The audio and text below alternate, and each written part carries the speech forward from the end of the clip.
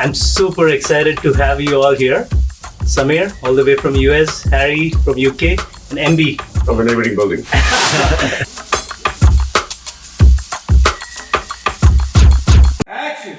Hello listeners, welcome to SeedToScale Specials. 2023 is particularly momentous to Accel as we complete 40 years as a global fund and 15 years here in India. As we celebrate this milestone, we hope to share insights from our firm's shared history with you in this two-part podcast series.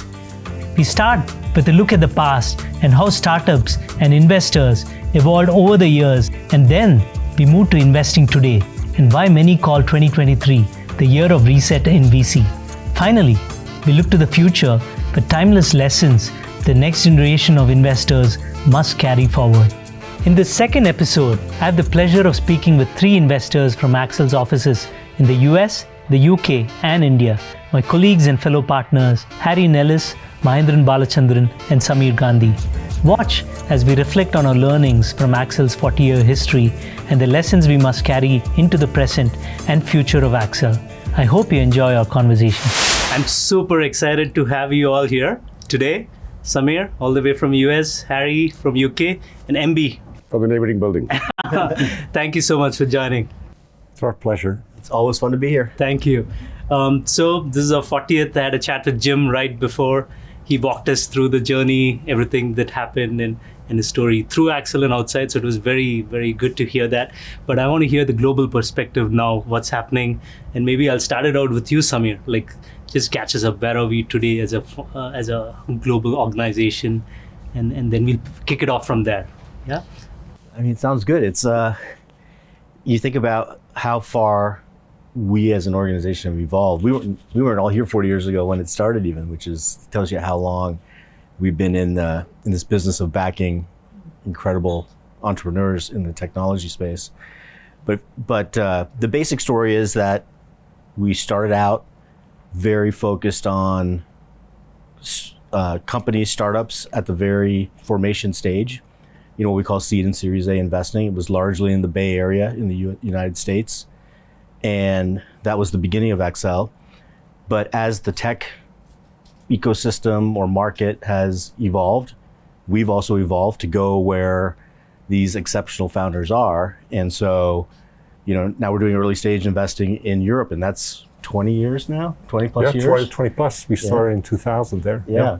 Well, and 15 23 years working with the team in India doing the same thing. And so the way we like to think about it is we just need to be where companies and founders are. And we're in 3 of the largest innovation centers around the world doing the same thing we started out doing 40 years ago and trying to perfect the craft. But as the market has evolved, we've also added new things. So we're doing growth stage investing in companies that have, you know, gotten off the ground and are really trying to figure out how to scale. We're doing late stage investing in companies that have really become anointed as leaders in their markets and have, you know, eye toward going public and being really kind of the defining companies in their categories for years after IPO. And so our global platform services entrepreneurs from right to the beginning all the way through their private company journey. And we like to think that we can be there through that whole process with them. Yeah, awesome. Harry, anything you want to add from the 20 years now? Yeah. Just to add the European perspective. So we started the office in London in 2000.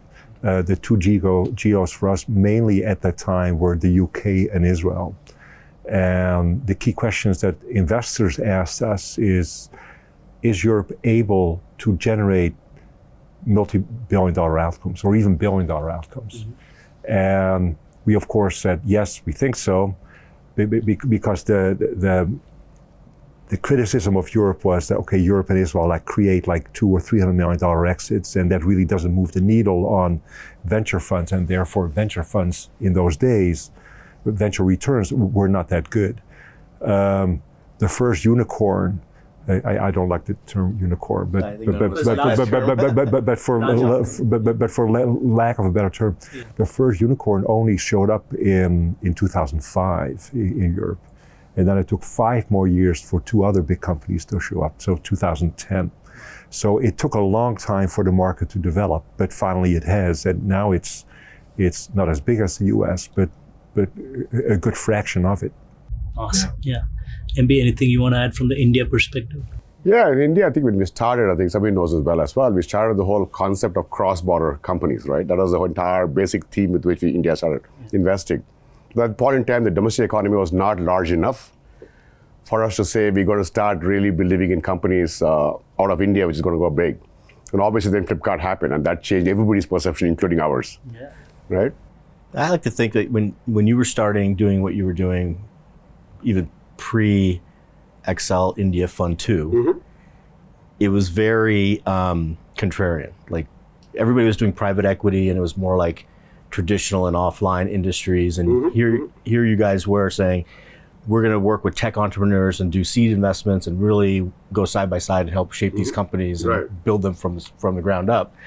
And nobody thought that was a market back then. Absolutely. But we agreed on it, and so here we are today, picking the right thing and doing much more in that area. But you think it's come a long way since then? It has, right? And the domestic economy doing really, really well kind of helps us.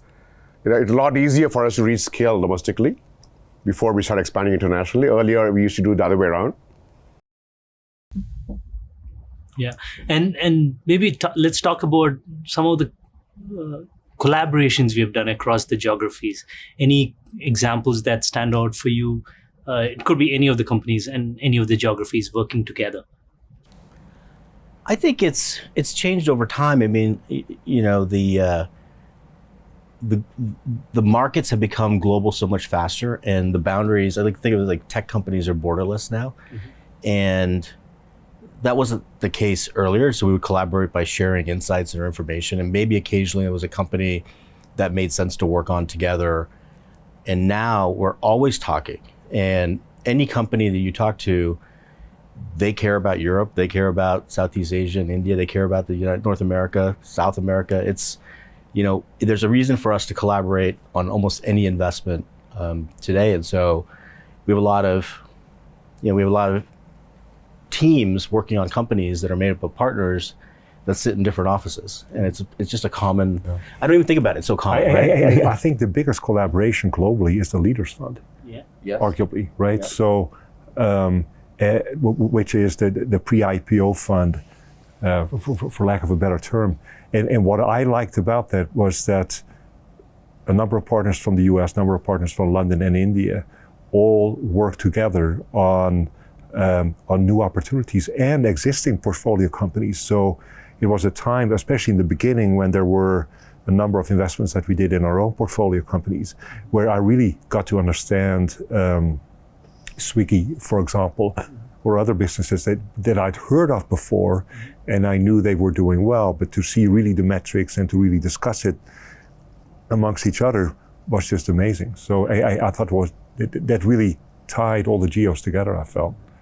Very much so. We have some good India examples too from very early on. Flipkart was an investment that obviously Mahendran's partner worked on, and he worked on, everybody worked on. And I ended up working on it too, because we made an investment there, and it was one of the first examples of really just co-investing and teaming up and trying to, build a company that had amazing vision but had a long way to go. And that was 2009, something like that when we first started there. Fresh Desk, now Freshworks after that. Yeah. So we got a lot of good examples of individual companies. Awesome. Maybe switching gears, let's talk about the macro. So there's major talk of this year being a year of reset, right? So any thoughts? What does that mean for your geography or for the founders? Like any thoughts on that? I'll start with Harry and then. All right. Reset in my mind means getting back to business it used to be. So I think we need to realize that the last 2 or 3 years in which the Fed and other central banks kind of flooded the market with money really had a distorting effect on our business. And in a way, the Adam, what's his name, the invisible hand of, help me here, Adam Smith, kind of stopped working, right? Because capital did not flow to the best projects, but many projects were funded that probably should not have been funded or got funded with too much money. So now when that money is kind of ebbing back, we're getting back to the old paradigm where money will continue to make its way to companies and projects that deserve it, but will not to companies that probably should not exist. So we've had probably a year and a half in which things were quieter in London because late stage companies had raised so much money already during the boom that they didn't need any more money, and they knew that if they were going to raise any more, it'd be at a lower valuation, so why raise money? And in the early stage business, many ideas that normally would have been funded today were funded 6 months ago already, because typically we're looking for a good entrepreneur with a great idea.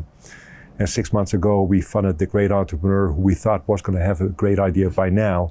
So that market is slower as well. But that has started to pick up in London again. The later stage market is still quite slow. But the good bit is now, when we see new projects, we actually have time to really build a relationship with the entrepreneur, get to know him, and have an opportunity for the entrepreneurs to get to know us. We get time to do our work, and that's actually much more fun than running around doing deals, not fully understanding the business, because in a matter of 2 or 3 days, you cannot fully understand the business. So in a way, I'm happy in the environment that we're in. MB, you have seen multiple cycles, both as an operator and VC now. Any lessons from those cycles?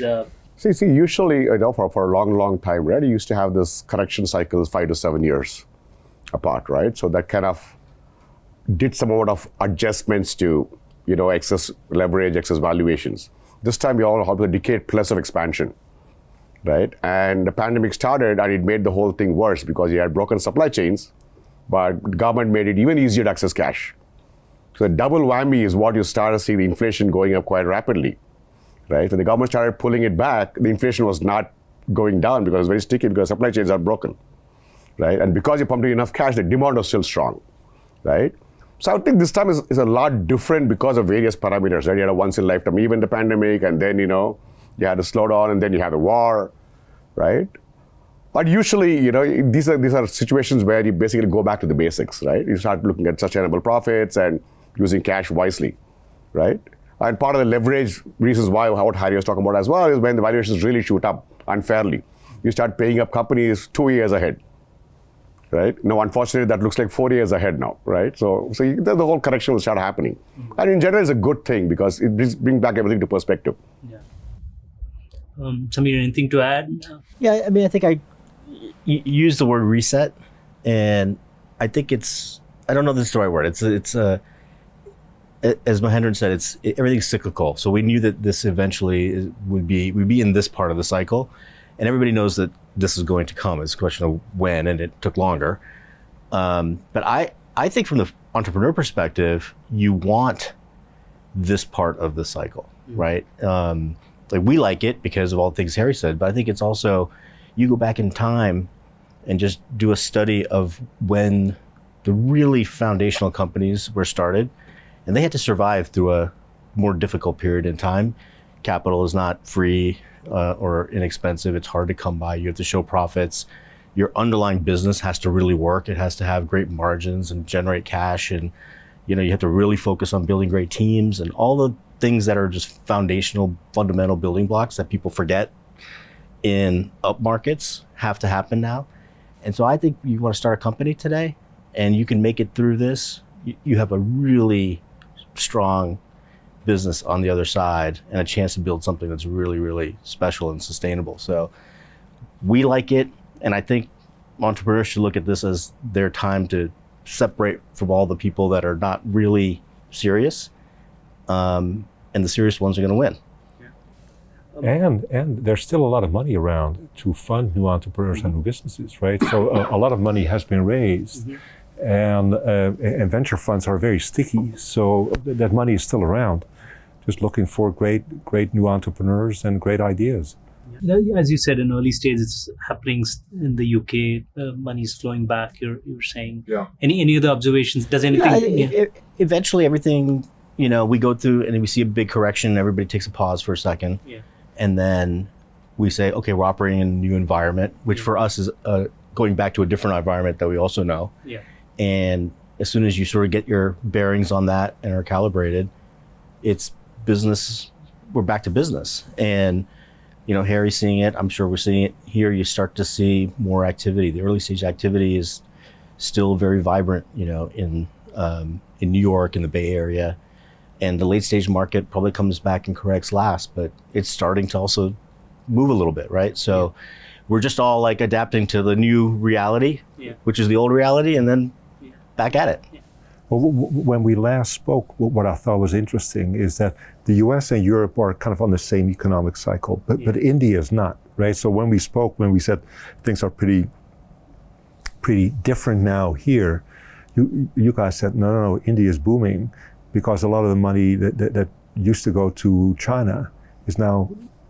Mahendran, any thoughts there? Yeah, I think probably that. Maybe I'm not paraphrasing. That hasn't happened yet, even though that is in the plan, right? I think what India did differently during the pandemic, right? They did not go and pump prime the consumers. They've actually went and put a lot of money in infrastructure. So what you're seeing the effects of today is the capital cycle is seriously revived in India, right? Without actually causing a lot of cash back into the hands of people. Even though it was an unpopular decision, it retrospectively looks like it's part of the best decision that any government could have ever made. Right? So that is the reason why you're seeing this effect, right? And just to add one simple point to what Samir was saying, right? Companies who survive this cycle, Anand, is probably the best diligence that anybody can ever do to you. You don't need any other external diligence than this. If you can come out on if you come out on the other side positive, I think you're good to go. Nobody needs to do any diligence on you at all. Yeah. So between the three of you, you've seen some of the best founders. Like any common practices, lessons, anything that you've observed that our founders who are listening can learn from the best you've worked with in this cycle, like the best of them, how they responded, or anything, any observations? I mean, I think there's a number of characteristics. I kind of point to a couple that I always like to see. One is, are you realistic about what's working in your business and where the challenges are? Or are you promotional about it, right? And maybe not truly accepting what the reality is. Because a lot of times when you're in an up market, it's about vanity metrics and showing, growth that might be low calorie growth and getting up rounds done, and you sort of lose sight of the things that are more fundamental.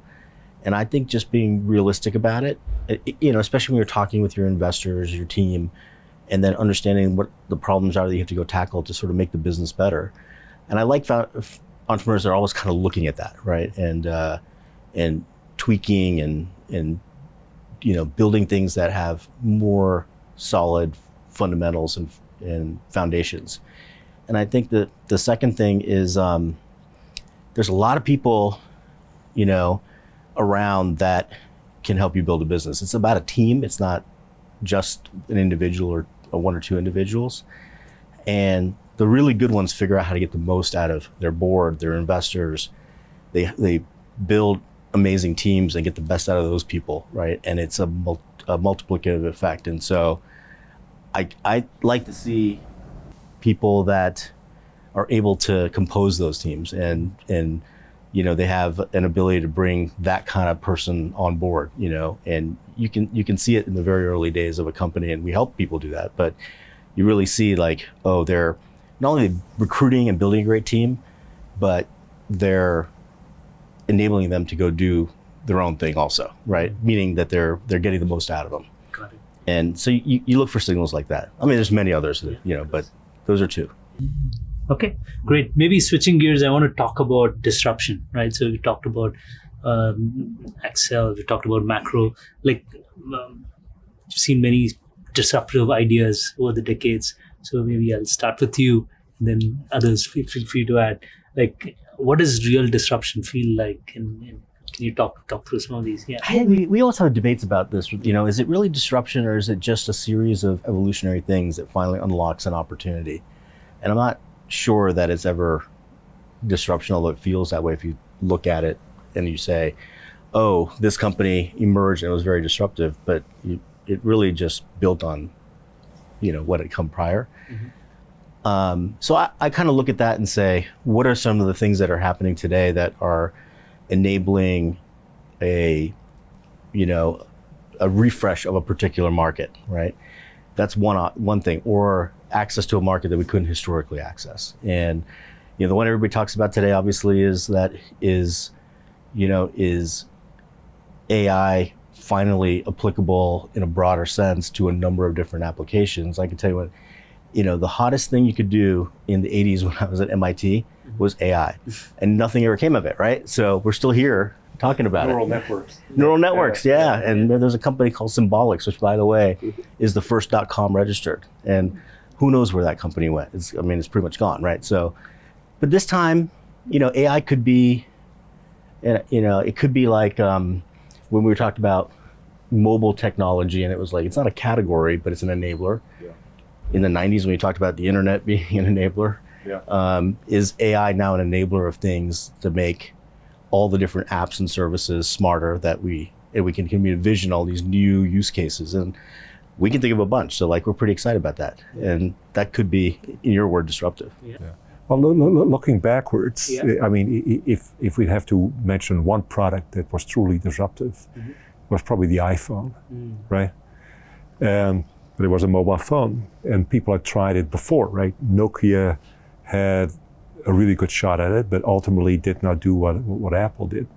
And then the App Store showed up, spawning a complete new ecosystem that had not existed before. Yeah. So when I try and think about AI, I'm trying to think: are we at the Nokia moment, or are we at the iPhone moment, or are we at the App Store moment? But even to that point, if you think about it, it was like there was Nokia, there was BlackBerry, which we all used, Motorola was there as well. Motorola, and so was things Steve leading- Jobs disruptive, or was he looking at that going, I'm going to take it to the the next level? But he figured out the unlock. Yeah. Mhm. What's different this time on AI? Anything that you feel has led to this moment, right? Cheaper compute, it looks like a lot of other things have gone well for the traction that we're seeing right now. Right? Yeah.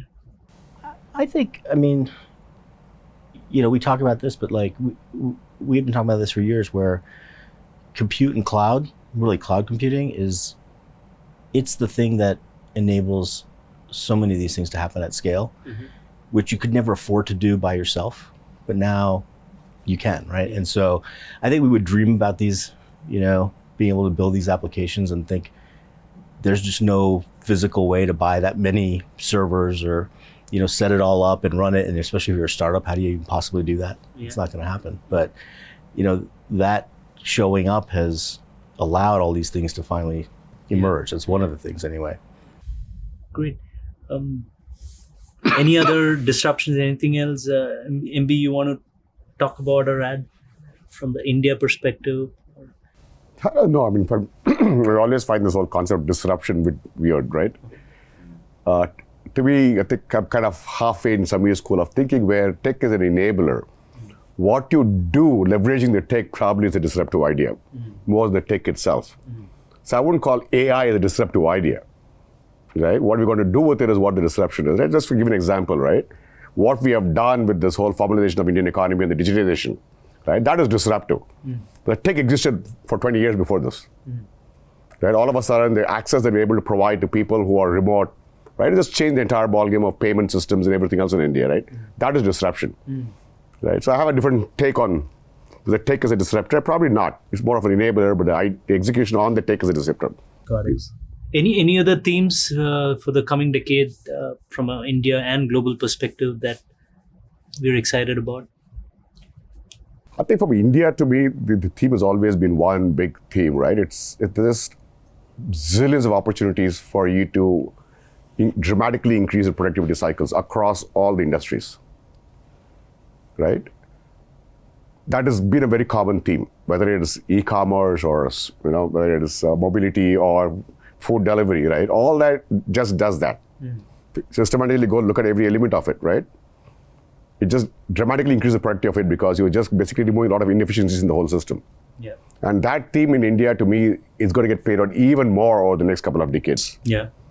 And probably across the whole of India, right? Across the whole of India, across all spectrums of consumption, across whole, the way you educate yourself, the whole, everything, right? A whole gamut of things going to happen. Yeah. And we're seeing that also permeate B2B, right? So It'll probably across the board, right? Because there's so much of inefficient system, you're just taking them all out one after another, yeah.